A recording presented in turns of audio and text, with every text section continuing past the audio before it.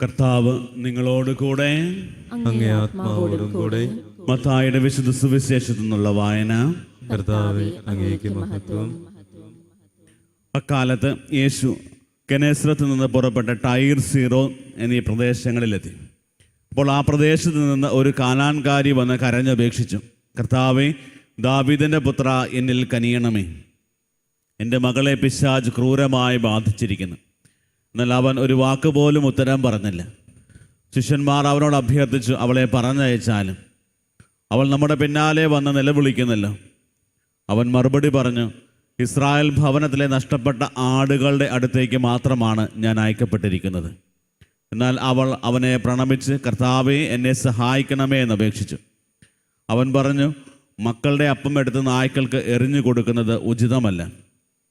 അവൾ പറഞ്ഞു, അതേ കർത്താവേ, നായ്ക്കളും യജമാനന്മാരുടെ മേശയിൽ നിന്ന് വീഴുന്ന അപ്പക്കഷ്ണങ്ങൾ തിന്നുന്നുണ്ടല്ലോ.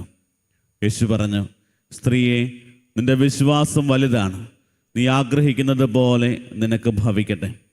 ആ സമയം മുതൽ അവളുടെ പുത്രി സൗഖ്യമുള്ളവളായി. കർത്താവിൻ്റെ സുവിശേഷം. ക്രിസ്തുവേ, അങ്ങേക്ക് സ്തുതി.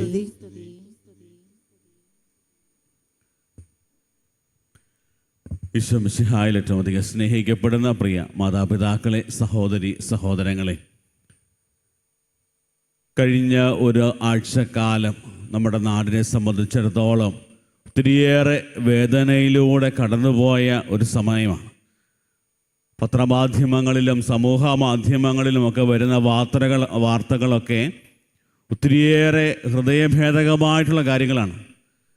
കാരണം ഒരു നാടിൻ്റെ വലിയ സ്വപ്നങ്ങൾ മുഴുവനും ഒരൊറ്റ രാത്രി കൊണ്ട് ഇല്ലാതായ നിമിഷങ്ങൾ. അവിടെ ഒരുമിച്ചുണ്ടായിരുന്ന കുടുംബത്തിലെ പല ആളുകളെയും കാണാനില്ല. ചില ആളുകളുടെ ജീവിതം പോലും നഷ്ടപ്പെട്ടു. അങ്ങനെ ഒത്തിരിയേറെ ക്ലേശങ്ങളിലൂടെ കടന്നു പോകുന്ന അവസരങ്ങളിലും അതിനെ അതിജീവിക്കാനായിട്ട് പരിശ്രമിക്കുന്ന ഒരു കൂട്ടം ജനതയെ നമ്മൾ കാണുന്നുണ്ട്.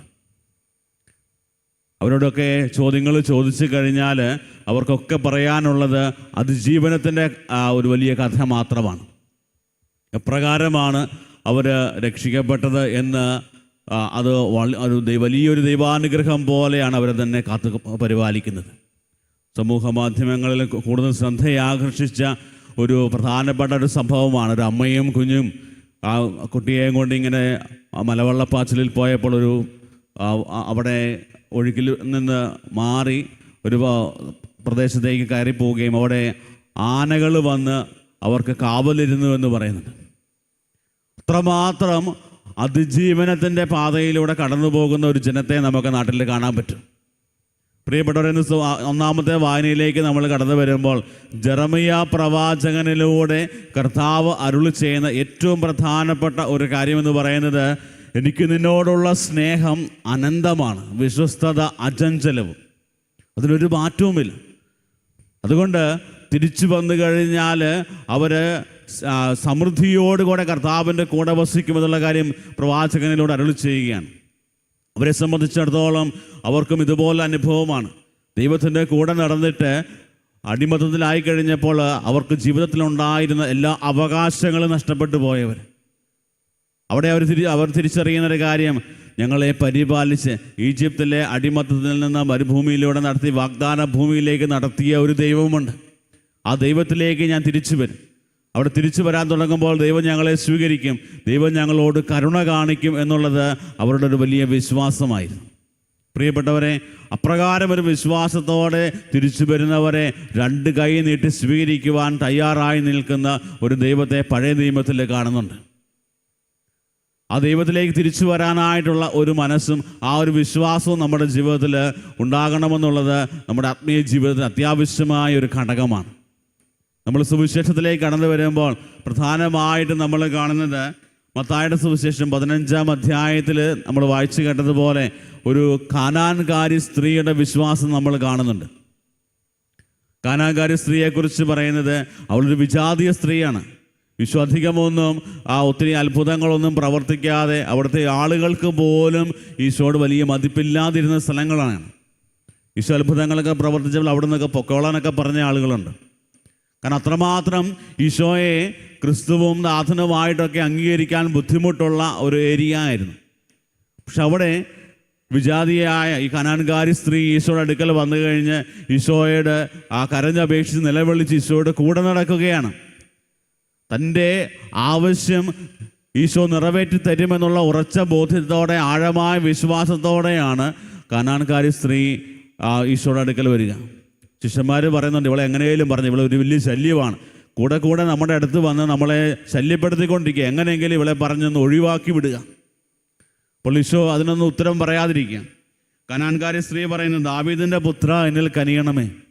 ഒരു വിജാതീയ സ്ത്രീയെ സംബന്ധിച്ചിടത്തോളം ദാവീദിൻ്റെ വംശത്തിൽപ്പെട്ടവനാണോ, അവന് വലിയ അത്ഭുതങ്ങൾ പ്രവർത്തിക്കാൻ പറ്റുമെന്നുള്ള വിശ്വാസത്തെക്കാൾ ഉപരിയായിട്ട് ഇവളുടെ വാക്കുകളിൽ നിന്ന് മനസ്സിലാകുന്നത് ദാവീദിൻ്റെ പുത്രനായ ക്രിസ്തുവായിട്ടാണ് ഈശോയെ അവൾ അംഗീകരിക്കുക.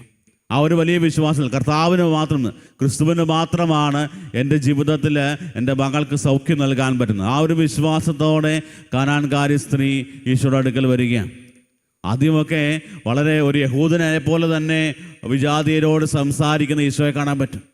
വളരെ പരുഷമായിട്ടൊക്കെ സംസാരിക്കും. പക്ഷേ വിട്ടുകൊടുക്കാൻ തയ്യാറാകാതെ ഈശോയുടെ കൂടെ നിൽക്കുന്ന, വിശ്വാസത്തോടെ ഈശോയുടെ കൂടെ നിൽക്കുന്ന കനാൻകാരി സ്ത്രീയെ കാണും.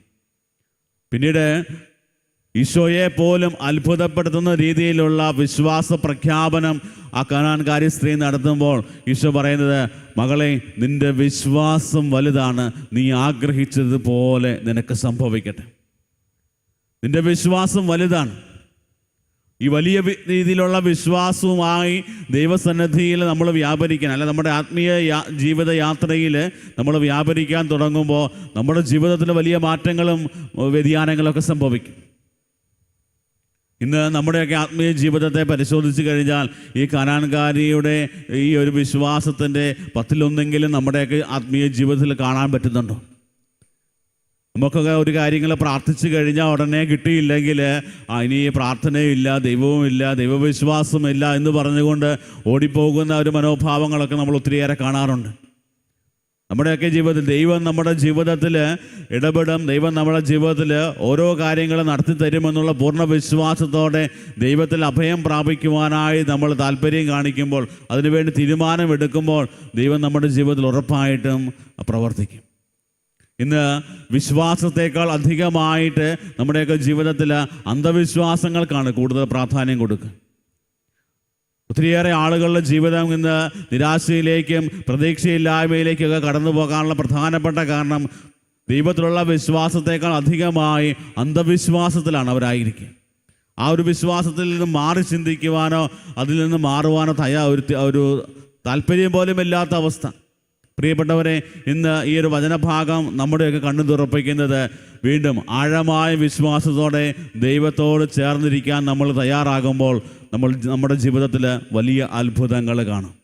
അന്ധവിശ്വാസങ്ങളെക്കാൾ അധികമായിട്ട് ആഴമായ വിശ്വാസവും ദൈവത്തിൻ്റെ കരുണയിലുള്ള ആശ്രയവും നമ്മുടെ ജീവിതങ്ങളിൽ വലിയ മാറ്റങ്ങൾ വരുത്തും. ഇന്ന് ഈ പരിശുദ്ധ കുർബാനയിൽ നമുക്കും പ്രാർത്ഥിക്കാവുന്ന ഏറ്റവും പ്രധാനപ്പെട്ട കാര്യം ഇത് തന്നെയാണ്. കർത്താവേ, ശിഷ്യന്മാർ പ്രാർത്ഥിച്ചതുപോലെ, കർത്താവെ, ഞങ്ങളുടെ വിശ്വാസം വർദ്ധിപ്പിക്കണമേ, ഞങ്ങളുടെ വിശ്വാസം ആഴപ്പെടുത്തണമേ എന്ന് പ്രത്യേകം പ്രാർത്ഥിക്കാം. നമ്മുടെ കുടുംബങ്ങളെയും നമ്മുടെ വ്യക്തിപരമായ എല്ലാ നിയോഗങ്ങളെയും ദൈവസന്നിധിയിൽ സമർപ്പിച്ച് ഈ പരിശുദ്ധ കുർബാനയിൽ നമുക്ക് പ്രാർത്ഥിക്കാം. കർത്താവിൻ്റെ കൃപ ധാരാളമായി നമ്മുടെയൊക്കെ ജീവിതത്തിലേക്ക് ഒഴുകുന്ന സമയമാണ് ഓരോ പരിശുദ്ധ കുർബാനയിൽ. നമ്മൾ കാഴ്ച അർപ്പണത്തിൽ അപ്പവും വീഞ്ഞും കാഴ്ച വയ്ക്കുമ്പോൾ ആ അപ്പത്തിനോടും വീഞ്ഞിനോടുമൊപ്പം നമ്മുടെ ജീവിതങ്ങളാണ് നമ്മൾ സമർപ്പിക്കുക. നമ്മുടെ ആഗ്രഹങ്ങളും നിയോഗങ്ങളുമാണ് നമ്മൾ സമർപ്പിക്കുക.